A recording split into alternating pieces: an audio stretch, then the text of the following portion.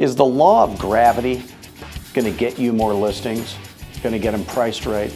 No. But the law of supply and demand will. And realtors do not understand the law of supply and demand, and they can't explain it to sellers. There's no chance that you're going to ever jump off a building and fall up. It will never happen.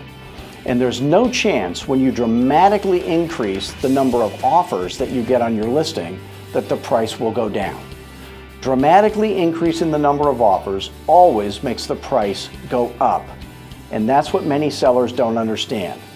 So when you're able to explain the law of supply and demand to sellers, they will always beg you to underprice their house. But you need a great pricing presentation for that. Oh, what do you know? We have one at Fearless Agent. If you're earning less selling real estate than you wish you were, maybe you can get listings, but they're overpriced. Maybe you can get listings, but they're at a discounted commission. We fix all that immediately. So you can call me anytime. Go to fearlessagent.com, watch all our videos. We're here to make you a fearless agent. Thanks.